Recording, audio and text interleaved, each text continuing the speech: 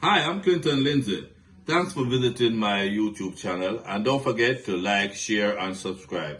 Spread the word and visit us once again. Thank you very much. We got to welcome Toots Hibbert, Toots, Toots Hibbert to the Foundation From Radio Network.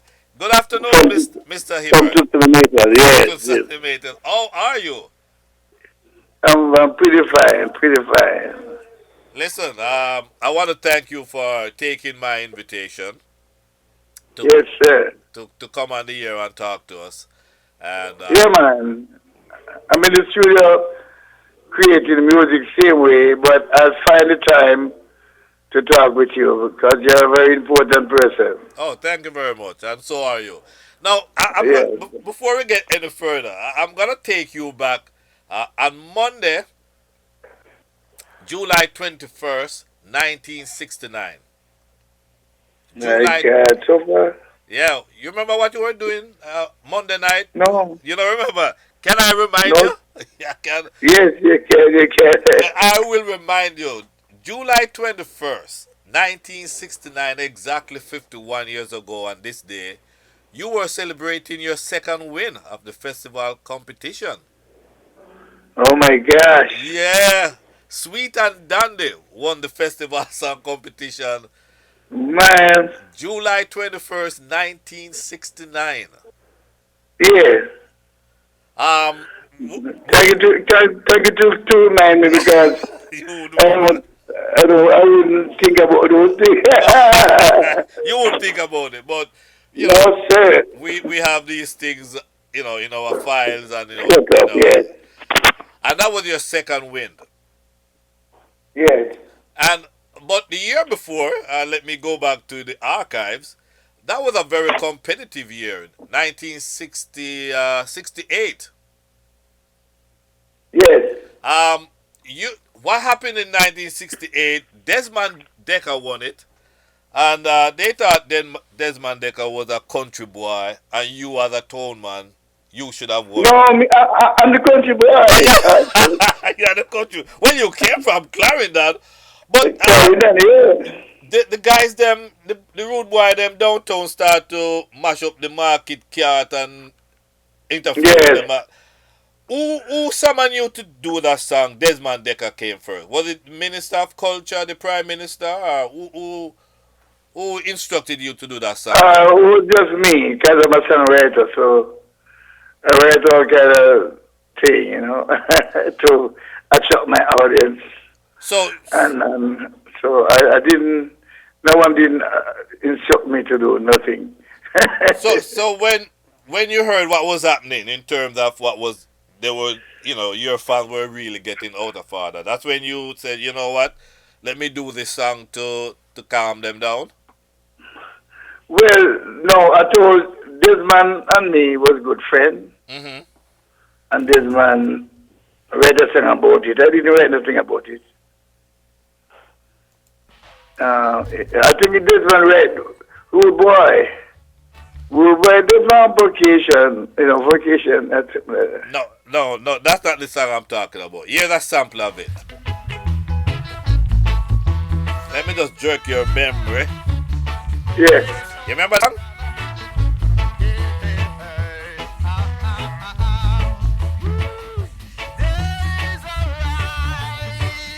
yeah, yeah. You remember it?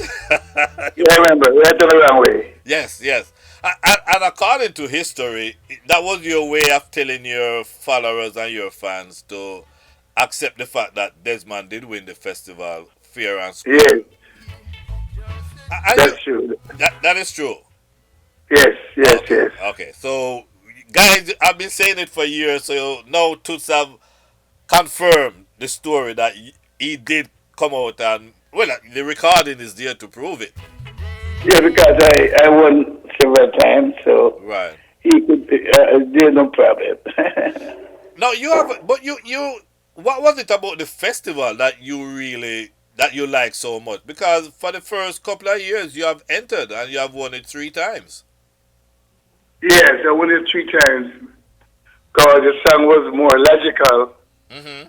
And anybody who won it, who win it, some have to be logical. Right, right, I right, mean, like, say something for the children can listen to it and start to sing at the same time. right, That's festival song. right, If right. you do festival song and have a lot of words that people cannot gravitate to at the same time, that's not festival song. That's a normal dancehall reggae song. You know, Right, right. it have to be special. When you approach this year, because you're in it again this year, when you approach this year to, they want to bring it back and bring back some life into it. I understand that you never even hesitated a minute. Yes. As big a star as you, why did you think you should be in it this time? Well, I don't want to be in it, but all my fans told me that the festival has gone down, so we will have to get the song to build it back up, you know. Right, right, right. So, and they asked me to do it. I told them that I don't have anyone to sing my song, and I'm in the studio producing every day. Mm-hmm. I've got the time, and then they said, "Yes, you can just do it for us because I love them and respect them." And Right, right. so I just say, "Yeah, let me do it. Okay, let me do it." So I wrote this song from 3 years. 3 years. Oh, really? Yeah. So Right. I have three of them prepared already. Oh, So I need okay. someone to sing them. So Right. I just sing this one because Jamaican need to come up and stand up for their rights and to stand up, Right. properly and to make sure that we rise up. Right. We cannot give up no matter about the problem that going around the world. Mm-hmm. We have to rise up, yeah? Right. Um, you're one of the few artists that at one point, let me set the record straight. At one point, you had the most number one songs in Jamaica, a total of 31 number one songs. Yes. Yes. You were one of the few artists that it doesn't matter which producer you work with. You started out with Clement Dodd, you went to Prince Buster, Leslie Kong, and Chris Blackwell, and you were just And having Byron and Byron Lee, and you were just having number ones. Like some artists would be at one producer, now get no hits, and then they move to another one. But you got yes. big tune in every producer you work with. And I produce myself, they never produce because you cannot produce something that you don't have. I'm the producer for all of my songs, my creation, my bass line, and now I start to play bass. I play guitar, play keyboard. From all those days I've been playing those You things, but no one really? ever know. I never tell no one. What? I'm the creator. Yeah, I'm the creator. I play my festival song. I play the bass. I play keyboard. Play guitar. I play everything away from blowing instruments, So and I created the everything. so you're And I'm working with my manager, and we make sure that Jamaica have a good song, and it's not so about all. It's not about money or right, winning. right. It's about the respect we have for the country, and then we need a good song. So I think I should have a good song. Right. I don't say I am greater than nobody else, but I try to do a good song. But are you saying that those years when you were making number ones for Prince Buster, you were making number one for Beverly's, you were involved in the production of those songs? I was the only one. They don't have nothing. They don't have all they do. They give us 5 shillings, 10 shillings. Sometimes they buy a few Bruce's patty, and that's all we get for our number one song. Wow. And then we have nothing. And I'm the one who go to the musicians and tell them what I want with my Right, right. 4 string guitar, with my little guitar that I made. I made my little guitar, and I have all the arrangement on my guitar. Oh, okay. And I told him make it like this, and Right, right. they do better than what I say, and in the vibe, Right, right.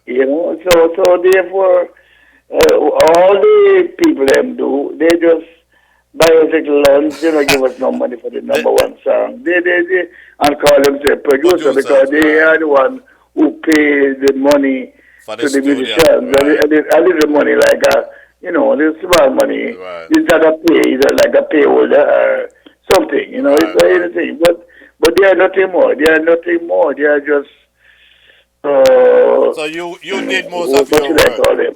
They were executive producers. That's what they would call it. They were executive producer, and Producer. I am the Are producer. you the But producer? yeah, and because they cannot produce nothing, nobody at all in this world cannot produce nothing that they don't have. Right. You have to have it first. So I am the one who has the music, have the song, have the words, everything, and the attitude and Right. everything. There are two artists in Jamaica that have ever had a side and B side go number one. You had a A side and a B side in Yes, 1965. Daddy in one side and It's You the other side. on the other Yeah, side. that's no, just you and the other guys, Lauren Akins, Atkins, whatever his name. You were the only one that have a side, B side that go number one. Yes, and in the world, I think Drifters did have one like that too in the Well, whole world. Nobody else. well, we are talking Jamaican artists. They used to have that Okay. era. We're talking Jamaican Yeah. artists. Uh, Okay. you're the only one. Now there's a lot of debate and disagreement, misinformation about the word reggae, and we want you to set the record straight. You were the Yeah. first artist to use the word reggae in a song. Yes. To Tell us. tell them I'm the one who the music was there playing by some great musicians, but some people would call it blue beat and boogie beat and a different kind of name. But when I sit down myself with Jerry and Raleigh, three of us, and we hear this beat, and there was a slang in Jamaica called striggy. If you go don't have our nice clothes, we call it That's striggy. reggae, right? And if we don't properly have on our shirt and pants properly, nowadays I see people using wearing young boy wearing pants down on his Right. buttocks, Hmm. and that would be striggy. So So, we cannot do nothing like that. So this word striggy come up, and so I thought I take it from striggy to reggae, and that was a slip. I never planned it. It just happened that I'm the one who coined the word reggae. no, Mr. Hibbert, did you imagine at all that this word was gonna go worldwide? 52 years later, the word is still. Did you ever think of that? not not even one time. Not even one time. You never thought of it. Never, yeah. Never thought of it. Never thought of it. No, no, we have so much because you are a living legend. When people say that about you, how do you feel? I feel bad. You feel bad? Why would you feel bad?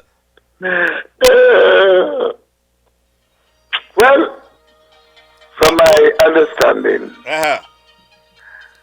I never considered the word great could go to me, and I never even want no one to call me great. I don't think I'm greater than anybody. I think I'm just normal youth. Well, you might think so, but the world does not think so. You are a Okay. living legend. Um, your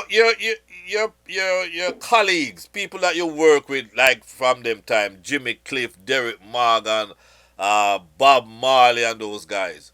How would you, in today's world, how do you miss working with them? Would you want to work? How do you see yourself when you think of your early colleagues? Yeah, man, I think this, I really feel sad about all of these guys, Alton Ellis, Bob, all the great people, Bob Andy, Delroy, I can't name them all. Right, It's right, a lot right. of, all of us, John Walter, those all. Wow. And it's really hard But I'm carrying the music still. I'm not going to give up the music. Right, right, right. You got to be tough, yeah. That's the new one, and we're gonna talk about that. But you work with all these producers, not a lot, but you have long term relationship with Mr. Dad. Yeah, But man.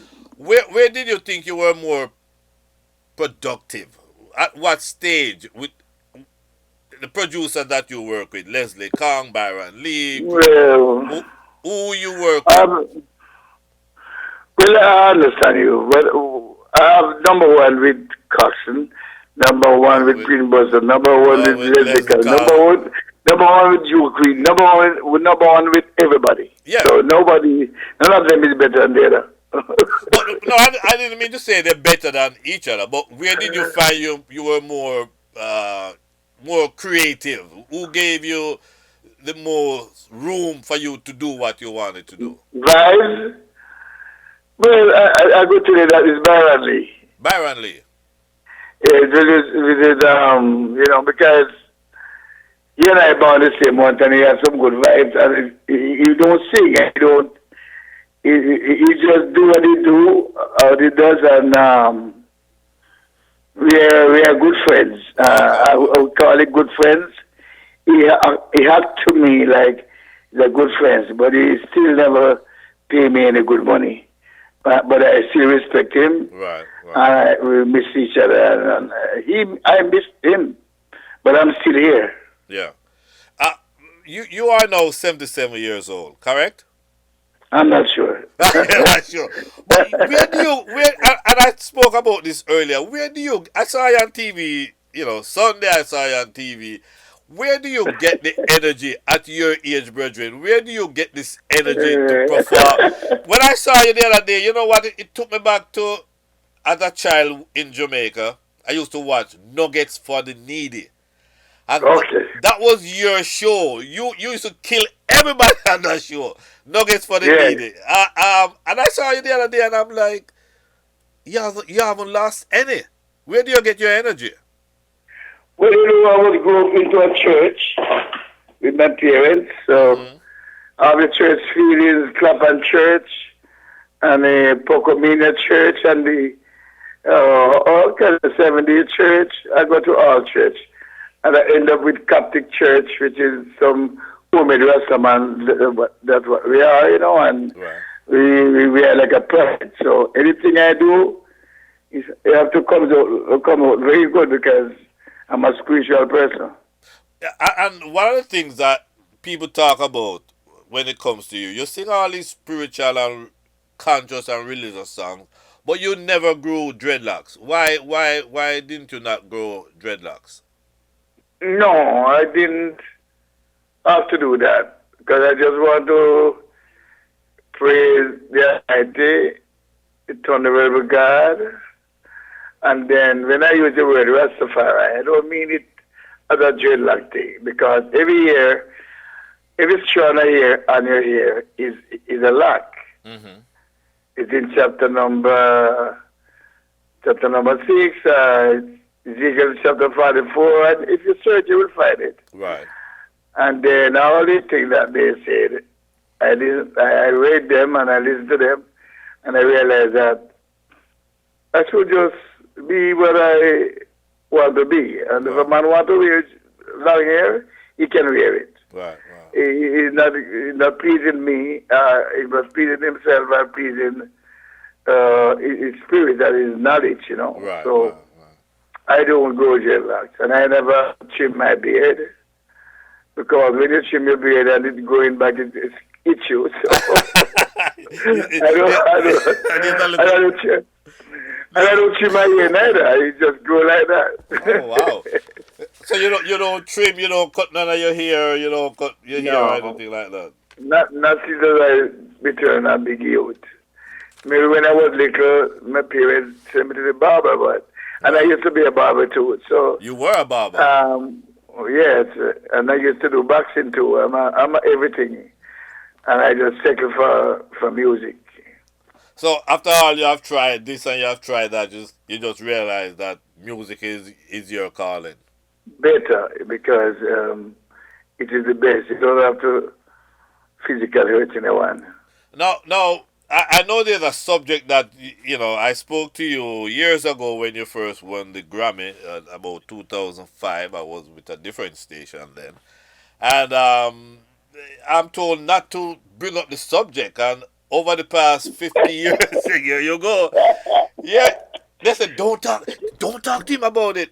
But the world wants to Nobody know. can talk to me about anything. Ah, there you go. The world. Anything. Listen. Don't follow those words. All right. The world. Anything. I'm right here. Anything you want to talk about. I have the true story about everything. I know you do. There are songs. There are songs that you as a songwriter, I think you follow the African tradition in telling the history of what's happening in songs or in spoken words.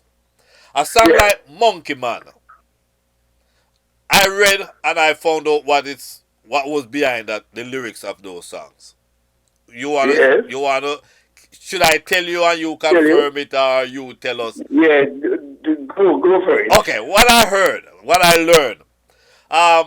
Back in those days, communism was referred to as monkey politics. And the monkey man you referred to in that song was Walter Rodney, who was a socialist out of Guyana. And you thought the prime minister at the time, which was Hugh Shearer, was paying too much attention to him. And you were saying, I see you hugging up the big monkey man. Is that true? No, not No, true. not true. What was Not. behind Monkey Man? But behind it, I was working, singing some song with Mm-hmm. Beverly Come, Mm-hmm. and Orange Street, and then you have a big brother named Fats. Mm-hmm. He's tallest one in the family. He's very big and tall and not looking good looking. He's very Okay. ugly. Well, so, okay. So he came to me and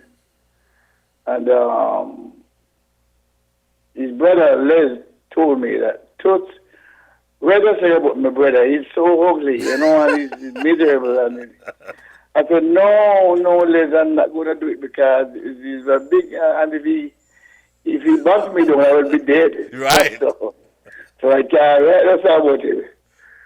So he said he's going to tell him. And his brother go and told him that, yeah, man, I want to sing a thing about you. He said, all right, tell him must go Okay. and sing it. So I went to him and said, Mr. Fox, the brother said, I must sing a song about you, because you're ugly and everything. He said, no. He laughed at me, go write it, man. Go write it. Yeah, so I write this thing about him. It's like I have a girlfriend, and it's a story. I have a girlfriend, and I went to buy some lunch for her and leave him with Mr. Fats. And when I came back, Mr. Fats, she hung up Mr. Fats. Ah. So I just said, well, you hugging up the big monkey, man. I man. wrote a song like that. And it was just a joke. So it has nothing to do with politics. Nothing Okay, at all. I'm glad you cleared that up. The next song is Scare Them. Scare Him. Yeah. Same thing with Walter Rodney, the University of the West Indies inviting him to come to Jamaica. And there was an uproar that he shouldn't come, and you put that song out, Scare Him. But Was you that remember, you have good memory, man. That's the same way it goes. that one is true? True, very true. Very true. You thought you Because scare I him. remember, Don't make him come here. Don't make him right, come because I here. remember, I think it was Michael Manley invited me to Jamaica, I think, from Cuba, something like that. I never remember until you asked me a while ago. So Well, it's really true you're talking. You're a good guy, man. that one is true. Okay, pressure drop. Who was the pressure being dropped on? Um, I think it's Pressure. Beverly. I bet, that's what I heard. I heard it was supposed to be for Leslie Kong. Is that true? Yeah, once I recorded that song up there, is who the cap fit, wear it. I think it's up there, Beverly's. So you didn't have a particular person in mind, just who you Yes, were. yeah. But I sing this song. I sing the song, a song before, and they didn't give me. They used to give us 3 shillings for 3 of us, and they didn't give us any. Okay. And we didn't want to go and get some food and things like that. And then we realized now we get bigs. Me and Jerry Matthias and Valley Garden, we get bigs, and so we want to quarrel, you know. Yeah. But you come from the church, we cannot take it down. Somebody just said, well, pressure going to drop on you. Okay, now, and the last song I'm going to ask you about, because there are a lot of debate about this. 5446. Tell us, Yeah, man. why did you write that song? Well, when I was in the festival, I was preparing to go on my first tour. Mm-hmm. The festival that I'm talking about is Bam Bam. Mm-hmm. 1966. Yes, so we're getting ready after winning the festival. I'm going to be go on my first tour. I never smoke no weed, no cigarette, no weed, no drink nothing. And then people know, some other artists know, and artist managers know, and they try to tell lies about I smoke. I never smoke no weed, and no police never catch me with no weed. It's a long story. I just cut it you short to showing you that never having a herb, I never smoke, and I never go to prison. They take me to a place up Portland, St. Mary, and keep me there for almost months, few months. Was it 9 months? About 9 months, I don't remember. Yeah. But they took me there. Those years when they charge they say 18 months. So I never do that, Right. and they never got me in the prison. The judge told me find no herb with me, so I could go to Richmond Park up St. Mary, and they allowed me to get my clothes, my own clothes, my food from my home. My wife take bus and bring my food 2 times a day, and bring money for me, get my clothes, and the judge said I should have my guitar. So it was a plan thing. They paid the police 13 pounds. 30. I think it's 14 pounds. Right. And to tell I didn't idiot thing them go out with, you know, but it's like politics. And then I wrote this song called 5446. I never have a number because if you are in prison, you have to have a number because you have to go and work and all those things. I don't do that. I never been to those places. So where did you get the number from? Where did the number come from? The number is my composition. Okay, you just came up with I'm a songwriter, so I know the humor of a right song. I do. You know, just like I'm doing Rise Up Jamaica, I know the humor what to. Now, you've been around every decade from the 60s, 70s, 80s, 90s, 20s. You have a hit song. Hit song or a hit album. In 1980, to me, one of your best albums was an album called Just Like That. You remember that album? Yeah, man. And I believe, and I was in college when it came out, and I used to play that record like every day. And my favorite track from that album, which today is still my favorite Toots Hibbert song, is this song.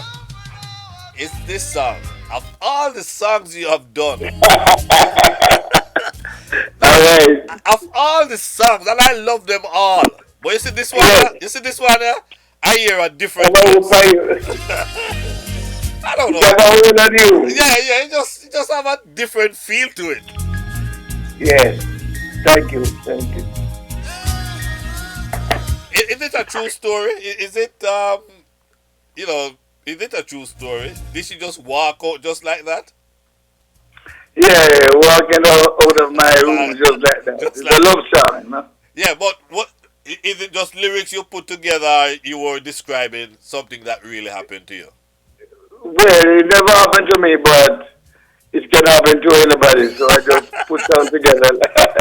It can happen to any one of us. Yeah, yeah.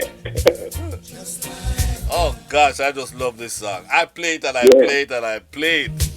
You Thank you. are walking out of my room Yeah, just man. like that. Yeah, this is a bad tune. Hey, you have a good voice too. Hey, when you ready, I come do vocals for you, background vocals. Yeah. No, no, Okay. no. Let's when you over the years you have been attracted. A lot of rock and pop stars have been attracted to you. When you do they call upon you or you seek them out? How did it go? They call upon me. They want to do something with me. Nice. And how do you when someone calls upon you, you check their credentials, what their histories or It's oh management do that. okay, okay, okay. So once I agree, management finish all the deal. Right. Of all of them, who did you enjoy working with the most? All of them, really, all of them, all of them. Ca- Willie Nelson, Bonnie Raitt, Bonnie Raitt, yes. Ben um, Harper. Ben Harper. My God. He's a great guy too. Yeah, yeah. And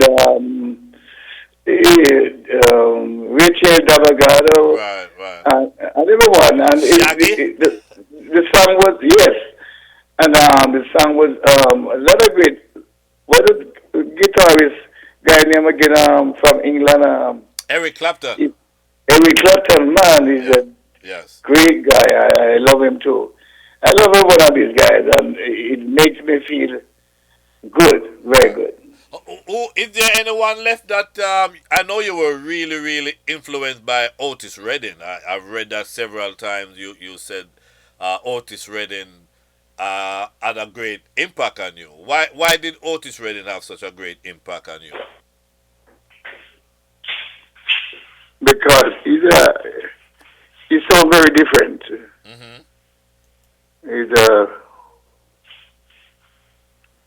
He's like a gospel guy, Right. gospel, Okay. and I'm the same gospel guy those days. Right. Right. Right. So when we sing, it's like we don't need to have instruments. Our voice is instrument. Exactly. Exactly. and Exactly. and also Ray Charles, the Rolling Stone, and then we just know that they're my fans and I'm their fans, Right. Right. so Right. Right. I could do just like what I did with Bob Marley. I do one of his song on my Got a Beat of album, and also I did songs, but I didn't get to meet Otis. But I know I can have more than one tone of voice, so I Right. can Right. do things with my voice. I can sound like anybody. Right. A lot of music critics from the New York Times to the New York Post, the Daily News, and the Village Voice, and all those papers, they always compare you or call you the Otis Redding of reggae. What? You mean what? You know that. They always call you the Otis. You know, when they compare anybody, it's always Toots and Otis Redding. Otis for R&B and Toots for reggae. You were like the Otis Redding for reggae. That to me, that's a great compliment when you consider who Otis Redding was. Yeah, he was a great person, great singer, great performer, great songwriter. When I still put him before me. yeah, when you did this album, Toots in Memphis. That's one of your best albums, by the way. You did some country western, some pop stuff, some blues stuff like you have never done before. What triggered that? What made you did that album? Toots in Memphis. Well, when you go to Memphis, in Memphis, Tennessee. It's some wicked music here, you know. Yes, yes. True. So to me just say, I go there with my songs, me and Sly and Robbie, and Teeny Hutchins, he died now. Mm-hmm. And then we just record these songs, and also Sly was my influence of me doing, Baby, I'm a man and the sea, by Otis Redding. Yes, yes. And we did that there too. It's about a song. And it was a good session. That, And I meet, you enjoyed and I that meet, session. we met Rufus Thomas, Oh, you nice. know, Yes. Funky Chicken, yeah, Yes, yeah. Funky I Chicken. remember him. With the You, Funky Chicken, yes, yes, yes. wicked man. I just Yeah, I just called his name the other day. His daughter Carla yeah, Thomas and Rufus. Now you yeah. have a forthcoming album.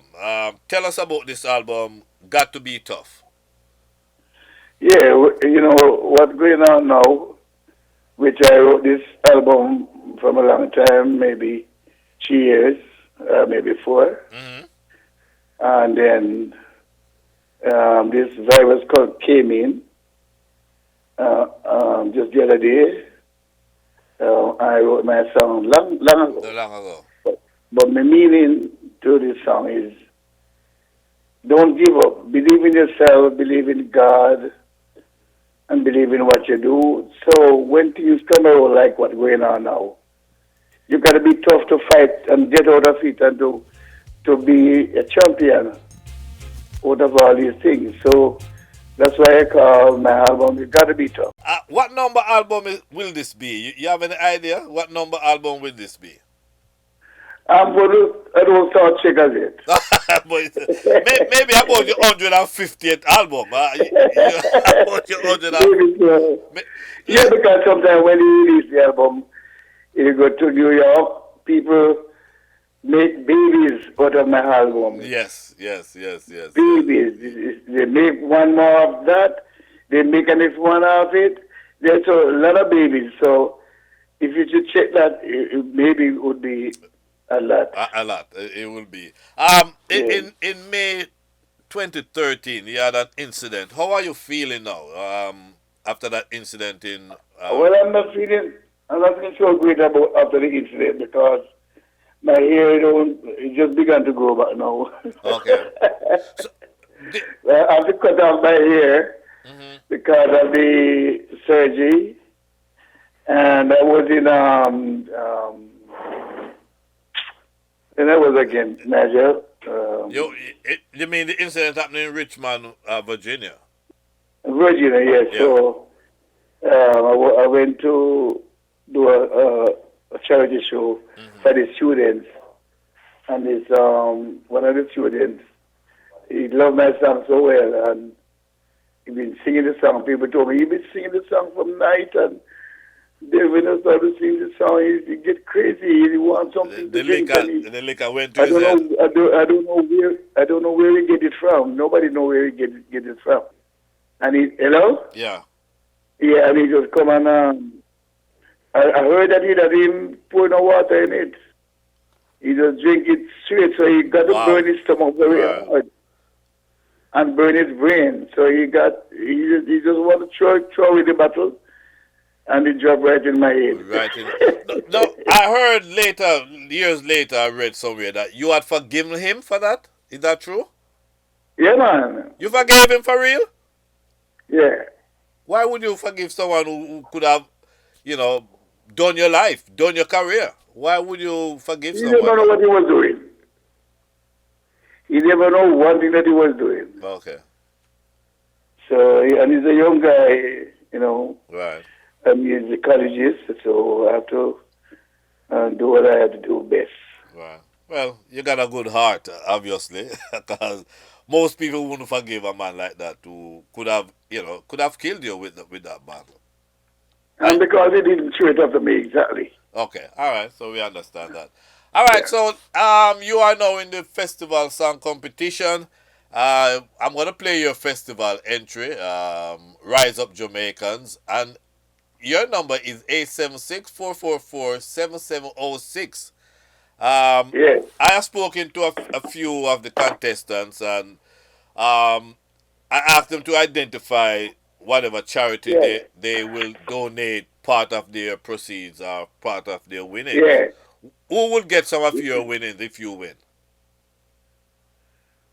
Well, You have any particular charity that you? winning, winning is, I have my foundation, but winning is not in my mind because I write the song. Just write the song for people to stand on their own 2 feet and don't go down. Lift up your head, only, lift up your head and hoping that the world could lift up Right. because people are suffering too much because of misunderstanding. So people should rise up and know themselves and speak the right way, more intelligently, and much more for the kids have Right. to But learn all these songs. These songs are educated songs. but there is a possibility that you can walk away with $3 million. So Yes. if that happens, that's a possibility. Is there a particular charity? You're talking about the Toots Hibbert Foundation or any other charity that you would assist? But once I have something to give, I will always give. So no one person to who I can see to give, and where I can give, I will always give. Okay. And sometimes you have nothing to give, so Right. Right. um, So bear everything in mind. We don't want to be great. I just want to be me. so as we close out, Mr. Hibbert, how are you feeling within yourself? You're in good health. Obviously, we saw you on TV a couple of times, and you're still jumping up and down and carry on. I saw you at Rebel Salute this past January, and I couldn't believe my eyes that you were that stood there jumping up and down, carrying on like 40, 50 years ago. So how do you feel within yourself? Well, I go to the gym and I exercise and I Nice, praise nice, God. nice. I love people the way I love myself. Nice, nice, nice. I just believe at Rebel Salute, I think the time was just too short because by the time you start to get in the groove, it was what I gave you like 30 minutes or something like that. Yeah, that was nothing because I didn't get warm up as yet. And that's what I was telling everybody. I'm like, listen, when I saw when you started to really warm up, and it was just about time for you to go. That's right. That's right. That's right. No, when a man like you go on stage, you're supposed to get 2 hours. You're supposed to get 2 hours. A cheer I've been working on. Actually, Cheer. Oh, man, man. hey, That's what I'm listen, Good night to them. listen, it's my pleasure and the world's pleasure to have you on the Super radio. Nana. Eh? Yeah, man. It's a pleasure talking to you so long. You ain't talking to me so long. And I have a wicked music and the keyboard waiting for me now to go play. You go play. All And right. I still have to talk to you for 1 hour or something like that. But it's my pleasure talking to you, my brother. It's my pleasure talking to you too. So you take care and we'll stay in touch, okay? Whenever you see me, just shout me because sometimes I don't remember faces. Right. But when you tell me one thing, I say, what? Oh, are you this? All right. I'll take your word. I'll take you upon it whenever we can travel because right now, no traveling until such time. Thank you. Yeah, no, sir, yes. But we'll stay in touch. Thank you very much. Thank you very much, and I wish you all the goodness in this life. Thank you, sir.